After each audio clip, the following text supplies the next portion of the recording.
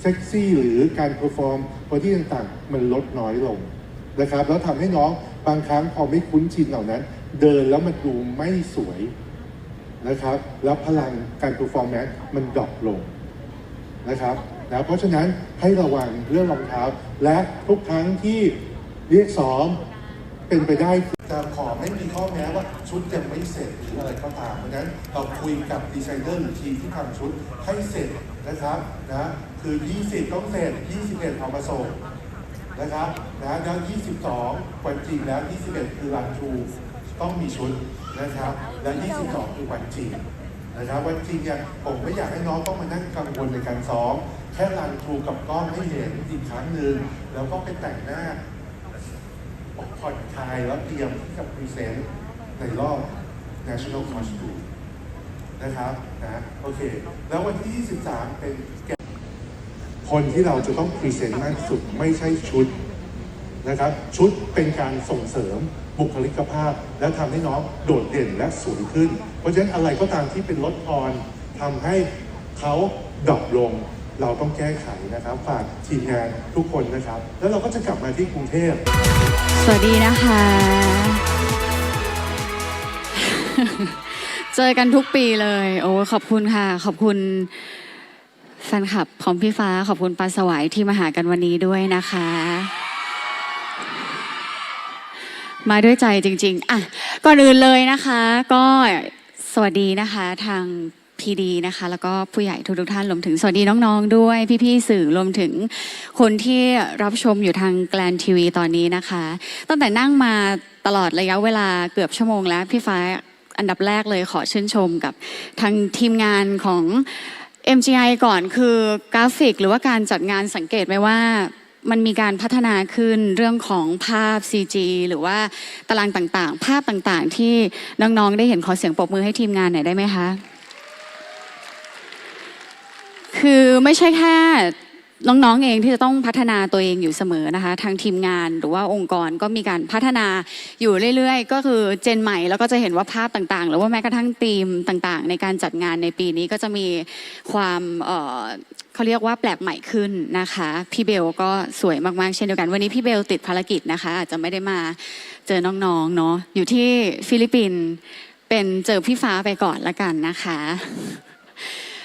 บอกตรงๆว่าวันนี้สิ่งที่จะมาพูดก็ไม่ได้เตรียมมาก่อนเช่นเดียวกันค่ะก็อยากจะมาทักทายรวมถึงให้กำลังใจน้องๆคิดว่าน้องๆเนี่ยรวมถึงพีดีทุกท่านก็คงเจอทั้งแรงกดดันต่างๆเรื่องราวความเหนื่อยปัญหาอุปสรรคต่างๆแน่นอนทุกคนต้องเจออยู่แล้ววันนี้ก็เลยอยากจะมาให้กำลังใจแล้วก็ทริคเล็กๆน้อยๆถ้าสามารถนำเอาไปใช้ได้ไม่ใช่แค่เรื่องของการประกวดแต่ว่าการใช้ชีวิตประจำวันที่ตัวพี่ฟ้าเองก็เจอเรียนรู้กับตัวเองเรียนฟังจากคนอื่นมาบ้างก็อยากจะเอามาแชร์ให้กับทุกๆคนในวันนี้รวมถึงคนที่รับชมอยู่ทางบ้านด้วยนะคะจริงๆพี่เต๋านะคะรวมถึงครูแม็กน่าจะพูดไปเยอะแล้วเกี่ยวกับเรื่องของการเตรียมตัวแล้วก็กฎระเบียบนะคะซึ่งจริงๆเนี่ยพี่ฟ้าก็ทราบมาว่าวันนี้เนี่ยทีมของน้องๆอาจจะต้องเป็นเดรสสั้นวันนี้ก็แอบมีคนใส่ราตรีมาบ้างผิดสีบ้างอะไรบ้างถือซะว่าวันนี้คือบทเรียนให้เราได้รู้ว่าข้อผิดพลาดของเราในวันนี้ไม่ใช่ว่าไม่มีคนเห็นนะสิ่งแรกที่น้องเข้ามาเนี่ยคนที่จะต้องระวังให้ดีเลยก็คือ AR และทีมงานทุกๆคนเขาจะจับตาดูตั้งแต่วันแรกแม้กระทั่งวันนี้อาจจะไม่ใช่วันเข้ากองก็เถอะนะคะแต่ว่าก็เป็นวันที่เหมือนเปิดตัวเราอย่างเป็นทางการเช่นเดียวกันที่นั่งอยู่ตรงนี้อาจจะมี20ท่านที่จะต้องแบ่งไปซ้อมเดินสำหรับหลังจากจบกิจกรรมนี้นะคะก็ฝากเอาแชร์บอกต่อเพื่อนที่อยู่ด้านหลังด้วยละกันแสดงว่าตรงนี้น่าจะนั่งอยู่ประมาณ56คนนะคะเหมือน1คนเนี่ยใช่ไหมคะจังหวัดมิสแกรนด์เพชรบุรีน่าจะแอดมิดอยู่ก็ขอให้หายเร็วๆนะคะเตรียมพร้อมสำหรับการเข้ากองเลยเดือนหน้าเป็นไงบ้างคะเหนื่อยไหมทุกคนต้องตื่นเช้าอยู่แล้วเหนื่อยบอกเหนื่อยได้เหนื่อยไหมไม่เหนื่อยแต่นั่งกันหลังค่อมเชียวนั่งอยู่บนเวทีก็เห็นนะไม่เห็นคนไม่เหนื่อยนี่คือต้องนั่งเชิดไว้เลยค่ะไม่รู้ว่ากล้องจะจับเราเมื่อไหร่เห็นพี่ๆไหมคะนี่คือเดินรอบเลยแล้วน้องๆก็จะไม่รู้เลยว่ากล้องจับน้องๆที่ ทุกคนทางบ้านจะได้เห็นตอนไหนนะคะบางทีพี่ฟ้าก็ไม่รู้เหมือนกันแอบมาตอนที่พี่ฟ้าไม่ได้ตั้งตัวเหมือนกันเพราะฉะนั้นก็ฝากน้องๆด้วยเวลาที่มีการทำกิจกรรมที่จะต้องมีกล้องเยอะๆฝากฮึบตัวเองขึ้นมานิดนึงนะคะเพื่อจะได้ดูนางงามเนาะมันจะมาคู่กับความสง่าอยู่เสมอจริงๆเขาบอกว่าปีนี้ค่อนข้างที่จะมีความเงียบนิดหนึ่งสำหรับตัวพี่ฟ้ายอมรับว่าก็เงียบจริงๆนะเพราะว่าอะไรรู้ไหมพี่ฟ้าว่าน้องๆหลายๆคนอาจจะยังหลงทางแล้วก็ยังหาตัวเองไม่ค่อยเจออยู่ก็เลยไม่รู้ว่าแสงของตัวเองรูปร่างหน้าตาเป็นแบบไหนบางคนก็ยังคงเดินตามรอยพี่ๆขอไม่พูดแล้วกันเดินตามรอยพี่ๆอาจจะอยากเท่ไปเลยอาจจะอยากสุดโต่งไปเลยหรืออะไรก็แล้วแต่สุดท้ายก็คือสิ่งหนึ่งที่พี่ฟ้าพูดเสมอคือคนก็จะจำเราไม่ได้อยู่ดีนะคะมันอยากให้น้องๆเป็นตัวของตัวเองลองทำอะไรใหม่ๆดูบ้างยิ่งเฉพาะเจนเนี้ยพี่ฟ้าว่าอาจจะต้องหาคำตอบให้มากว่าคนในเจนนี้เขาอยากดูอยากเห็นอะไรแล้วก็พูดทุกปีเลยในเรื่องของการรักษาแพลตฟอร์มของตัวเองไม่ว่าจะเป็นช่องทางไหนก็แล้วแต่นะคะหลักๆที่พี่ฟ้าบอกเลยว่าจะต้องรักษา engage ของตัวเองให้ดีนะคะก็คือ Instagram นะคะแล้วก็ Facebook TikTok รวมถึง X นั่นเองนะคะหรือว่า Twitter ที่เราเคยจำกันได้นะคะเพราะว่าส่วนมากลูกค้าเขาก็จะดูที่ engage ของเราด้วยนะคะอาจจะมาผลพวงมาจากการจ้างงานหรือสปอนเซอร์ชูตเราก็จะดูจากที่แพลตฟอร์มของเราด้วยก็พยายามรักษา engage ของตัวเองไว้ให้ได้มากๆนะคะโดยเฉพาะ TikTok ถ้าเขาออกกฎอะไรมาที่จะเป็นการละเมิดต่างๆนะคะก็ต้องระวังให้ดีด้วยที่พูดไปนี่คือตัวพี่ฟ้าเองก็เคยโดนเหมือนกันนะคะกับการปิดการมองเห็น TikTok ตอนนี้ก็คือโหดมากๆเพราะว่าเป็น1ช่องทางแพลตฟอร์มที่หารายได้ได้สูงสุดอีก1แพลตฟอร์มเพราะฉะนั้นก็พยายามรักษาช่องทางของตัวเองให้ดีนะคะแล้วก็อีก1อย่างที่ครูแม็กได้แจ้งเลยซึ่งพี่ฟ้าก็จะเห็นทุกปีเลยนะคะคือการชิลมากจนเกินไปอันนี้ก็ระวังด้วยนะคะบางคนอาจจะอยากเปลี่ยนลุคเป็นลุคเท่ๆแต่เท่ต้องไม่ชิลมากเนาะนะคะมันก็อาจจะส่งผลให้กับทางทีมงานเนาะเขาอาจจะมองว่าเราแบบไม่เหมาะสมหรือไม่สุภาพก็เป็นได้จริงๆนางงามเป็นได้หลายคาแรคเตอร์แต่แค่ดูเรื่องของความเหมาะสมให้นิดหนึ่งนะคะเพื่อเลี่ยงดราม่าด้วยนะคะปีนี้พูดตรงๆว่าน่าจะได้เห็นน้องๆครบครั้งแรกเห็นเมื่อกี้เห็นข้างในแล้วสวยทุกคนเลยนะจริงๆอ่ะสวยแบบสวยทุกคนเลยขอไปดูใกล้ๆได้ไหม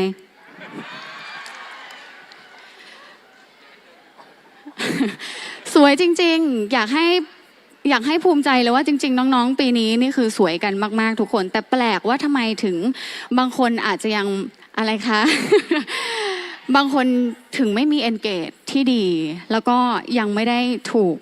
เขาเรียกว่าอะไรอ่ะเปิดการมองเห็นให้กับใครหลายๆคนหลายๆคนเฉพาะหน้าตานี่คือแมทได้เลยนะ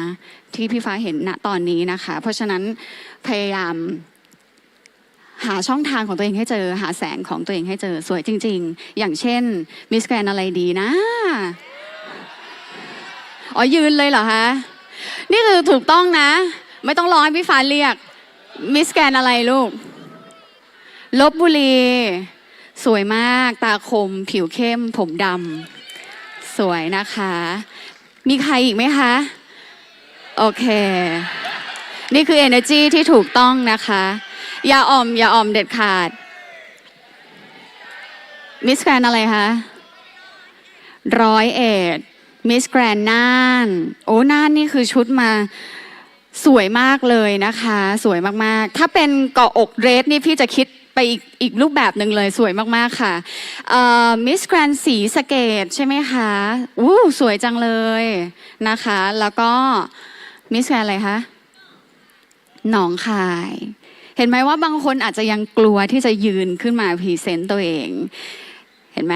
เพราะฉะนั้นก็คือพี่รู้สึกว่าปีนี้อันนี้คือสิ่งที่เห็นได้ชัดมากๆเลยก็คือน้องๆอาจจะยังมีความ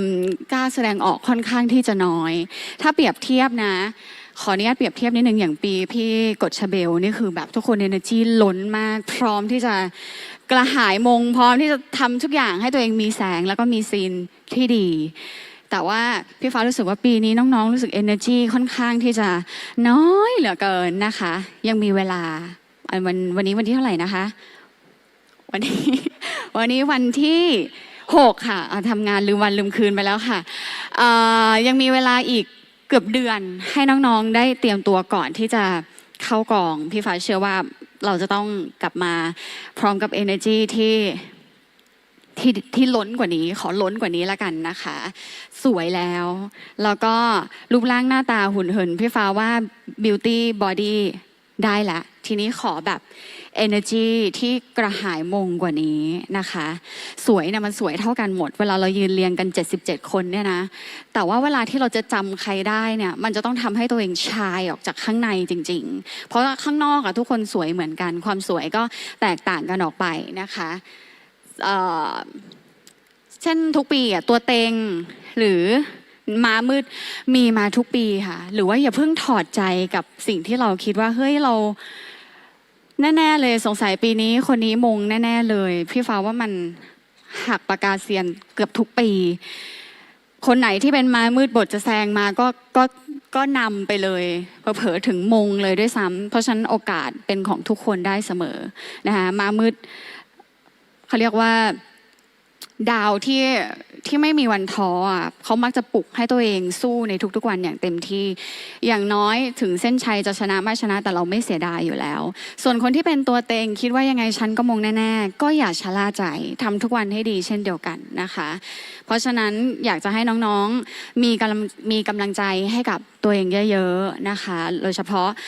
อีกเรื่องหนึ่งที่อยากจะขอนะคะสำหรับใครที่อยากจะทำสวยต่างๆพยายามทำให้เสร็จนะคะก่อนที่จะเข้ากองเพราะว่าอันนี้ก็เห็นบ่อยแล้วก็เกือบทุกปีเช่นเดียวกันบางปีก็มาพร้อมกับสายเดรนเลยห้อยมา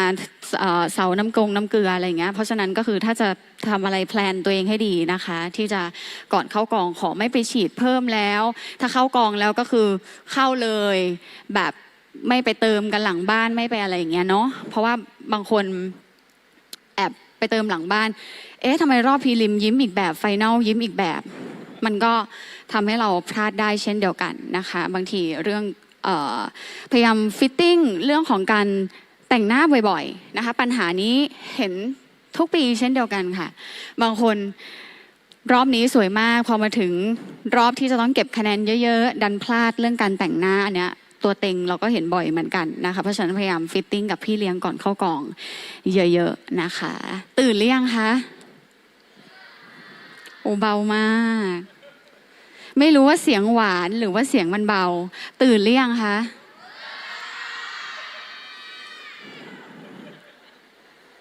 อย่างนี้เรียกว่าตื่นหรือยังคะแฟนสู้เสียงแฟนคลับพี่ฟ้าไม่ได้เลยนะตื่นหรือยังคะ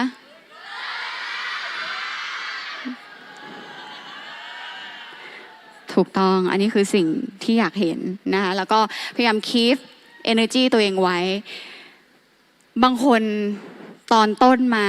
1 เดือนเนาะที่เราจะต้องเก็บตัวกันคร่าวๆต้นมานี่คือแบบสปีดมาดีมากไปแผ่วตอนท้ายๆทริคหนึ่งที่พี่ฟ้าอยากจะแชร์กับทุกๆคนก็คือพยายามรักษาแล้วก็คงความเสถียรของตัวเองให้ดีเมื่อไหร่ที่เราเริ่มรู้สึกว่าเราเหนื่อยมากๆนะคะไม่จำเป็นจะต้องกดดันให้ตัวเองขึ้นแท่นเป็นที่1ในทุกๆอย่างบางทีอาจจะต้องถ้าเรารู้สึกว่าอันนี้ไม่ไหวจริงๆบอกกับทางพีดีบอกกับทางพี่เลี้ยงว่าอย่างเช่นแบบเฮ้ยแคมเปญนี้มันติดหนูได้ที่1มาติดกันเลยแล้วรู้สึกว่าแบบ2 4 5เริ่มแผ่วก็พยายามที่จะคงความเสถียรไว้ให้ไหวไปถึงจนจบการประกวดถ้าไม่อย่างนั้นคือพี่ฟ้าเคยเห็นเขาเรียกว่าล้มเป็นโดมิโนใช่ไหมคือตั้งมาดีมากสุดท้ายคือล่วงเลยอะไรเงี้ยก็รักษา energy ตรงนี้ไว้ก่อนจะไปพี่ฟ้ามี2 ทริคอยากจะแชร์ให้กับทุกๆคนนะคะรวมถึงคนที่ดูอยู่ทางบ้านสิ่งหนึ่งที่อยากจะแชร์คือสำคัญมากๆไม่ว่าเราจะใช้ชีวิตรวมถึงตลอดระยะเวลาที่เราประกวดหรือสิ้นสุดการประกวดการแข่งขันมีความกดดันมีทั้งความสุขและแอบซ่อนไปด้วยความทุกข์บ้างเวลาที่เราเครียดเวลาที่เราเจอปัญหาแน่นอนว่าถ้าน้องๆเข้ามาอยู่ตรงนี้มันจะต้องเจอรอบด้านมีทั้งความผิดหวังมีทั้งความสมหวัง ประสบความสำเร็จหรือไม่ได้ประสบความสำเร็จแต่ที่แน่ๆทุกอย่างถ้าเราทำเต็มที่เราไม่เสียดายกับมันที่จะได้ไปชัวร์ๆเลยคือประสบการณ์ที่ทำให้เราเก่งขึ้นแกร่งขึ้นพยายามมองหาข้อดีในทุกๆสิ่งที่มันเกิดขึ้นกับชีวิตน้องๆตลอดการประกวดแน่นอนว่าผู้หญิงอยู่รวมกัน77คนจะต้องมีเรื่องราวมากมายภายใน1 เดือนสิ่งหนึ่งที่พี่อยากให้น้องๆเลือกให้กับตัวเองให้ดีที่สุดคือมากกว่าคนที่ท็อกซิกคือคนที่เป็น messenger ที่คอยส่งพลังงานลบให้เราบางทีเราเจอคนท็อกซิกหรือว่าเราเจอคนที่เป็นตัวปัญหาหรือเรามองเขาว่าเป็นศัตรูเนี่ยคนนี้ยังไม่น่ากลัวเท่ากับคนที่เป็นคนที่คอยส่งพลังงานต่อให้กับน้องคนที่คอยมาบอกหนูว่าเธอฉันได้ยินคนนี้บอกมาเธอคนนั้นเขาว่าอย่างนี้อ๋อคนนั้นเขาพูดอย่างนี้เหรอคนที่เป็น messenger น้องต้องถ้าหนีได้หนีเพราะคนนี้เขาจะคอยส่งความกลัวคอยส่งปัญหาคอยส่งเรื่องลบๆให้กับหนูแน่นอนว่าเวลาที่หนูรับฟังแล้วเราหลีกเลี่ยงไม่ได้ว่าบางครั้งช่วงเวลาที่เราว่างบางครั้งช่วงเวลาที่สมองเรามันว่างเปล่าเราจะเก็บไอ้คำพวกนี้แหละเข้ามาใส่ในหัวเราแทนที่เราจะเอาเรื่องนี้ไปคิดว่าเราจะทำอะไรดีในวันนี้พัฒนาตัวเองในเรื่องไหนดีแก้ไขปัญหาในเรื่องไหนดีเรากลับต้องมานั่งคิดว่าทำไมเราต้องโดนคนนี้ว่าด้วยจริงเหรอที่เธอบอกมาทำไมเราต้องอย่างงู้นเราต้องโดนว่าอย่างนี้เราต้องอย่างนี้คนไหนที่เป็น messenger คอยส่งพลังงานลบให้เราพยายามหลีกได้หลีกเลยนะคะแล้วก็สิ่งสำคัญคือตัวเราเป็นคนเลือกเสมอพยายามเลือกสิ่งดีๆให้กับตัวเองงดเรื่องของการนินทากันงดเรื่องของการว่ากันงดเรื่องของการส่งต่อสิ่งลบๆให้กับเพื่อนสิ่งลบๆให้กับคนรอบตัวเราลองส่งพลังงานดีๆเจอเพื่อนวันนี้ลองเข้ากองไปเจอเพื่อนวันนี้ลองทักว่าหุยทำไมวันนี้แต่งตัวสวยจังทำไมวันนี้ทำผมสวยจังเราต้องแน่นอนว่าผู้หญิงอยู่ด้วยกัน77คนพี่ฟ้าว่ามันต้องมีรู้เปล่าเมื่อวานน่ะจังหวัดเนี้ยเขาบอกว่าเธออย่างนั้นเห็นไหมเมื่อวานจังหวัดเนี้ยพี่ฟ้าว่าการทำแคมเปญหรือว่าการจะต้องทำกิจกรรมเหนื่อยมากพออยู่แล้วถ้าเราลดเรื่องนี้ไปได้รับรองว่าจิตใจพวกน้องจะสงบสุขขึ้นเยอะเลยแล้วก็มีกำลังในการที่จะทำผลงานดีๆออกมาในที่นี้อาจจะเป็นกลุ่มนางงามก็ได้นะคะหรือว่าอะไรก็แล้วแต่ที่เขาจะต้องใช้คำพูดที่ดูถูกเราบูลลี่เราหรือว่าเราอย่างเช่นวันเข้ากองวันแรกสิ่งที่น้องๆต้องเจอเนี่ยมันแน่นอนอยู่แล้วทำไมทำผมทรงนี้อุ้ยไม่สวยเลยเปรียบเทียบกับจังหวัดนี้นะนี่นู่นเอาเป็นว่าถ้าหนูมั่นใจว่าหนูสวยทีมมองว่าแบบดีแล้วมั่นใจในตัวเองเยอะๆคนเราไม่สามารถสวยเหมือนกันได้เธอสวยแบบนี้ฉันสวยแบบนี้ทุกคนมีเอกลักษณ์เป็นของตัวเอง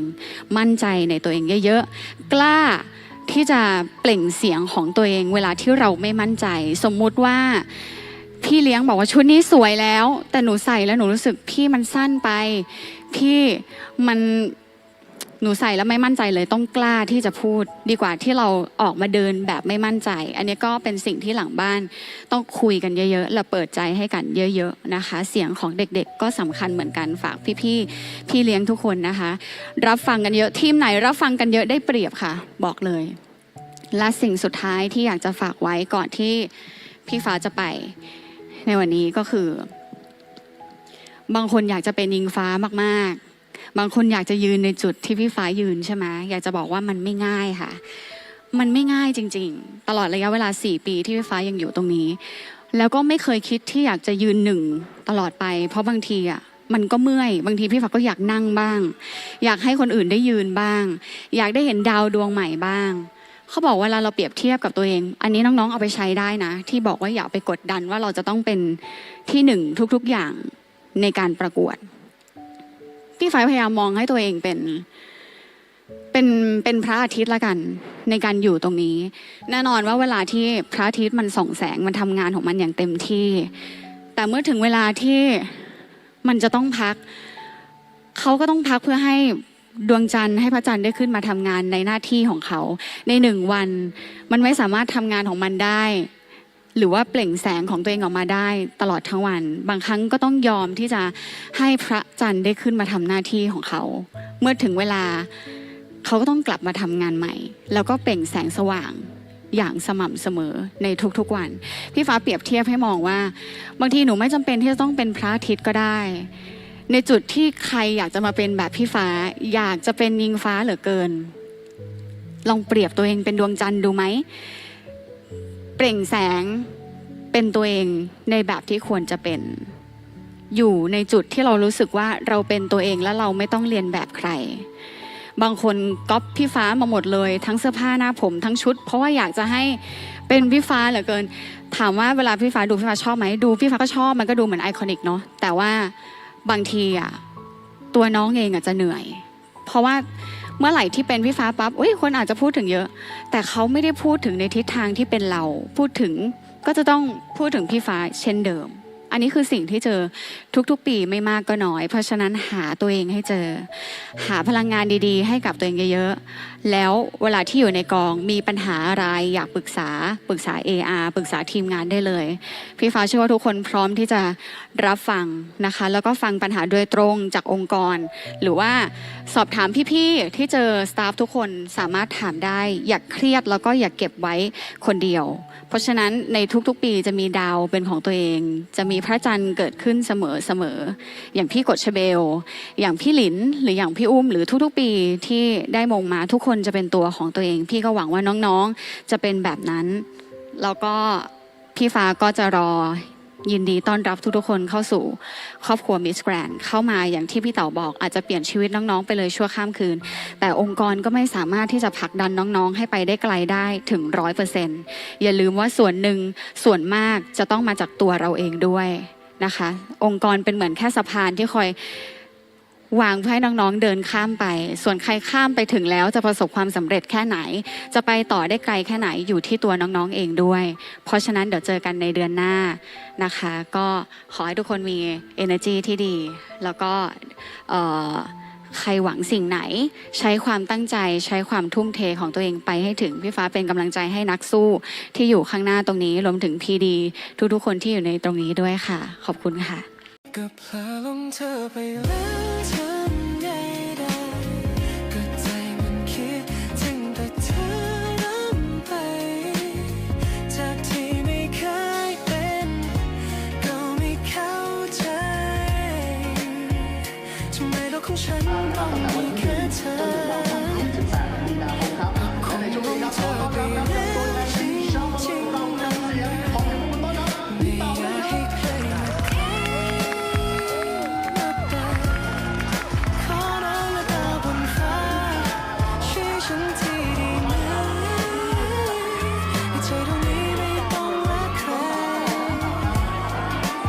และนี่นะครับคือข้อแนะนำและทริคดีๆนะครับของผู้จัดการกองประกวดของเรานะครับและไอคอนิกของทาง Miss Grand และขวัญใจมหาชนครับขอเสียงปรบมืออีกครั้งครับให้กับอิงฟ้าวราหะครับ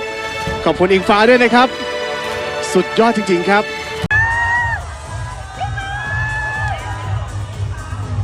เซ็กซี่หรือการเพอร์ฟอร์มบอดี้ต่างๆมันลดน้อยลงนะครับแล้วทำให้น้องบางครั้งพอไม่คุ้นชินเหล่านั้นเดินแล้วมันดูไม่สวยนะครับแล้วพลังการเพอร์ฟอร์มนั้นมันดรอปลงนะครับนะเพราะฉะนั้นให้ระวังเรื่องรองเท้าและทุกครั้งที่เรียกซ้อมเป็นไปได้